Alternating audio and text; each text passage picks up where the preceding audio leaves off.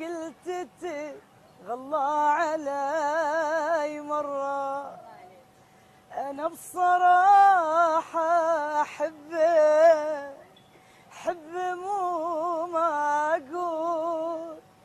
أكبر دليل الغلط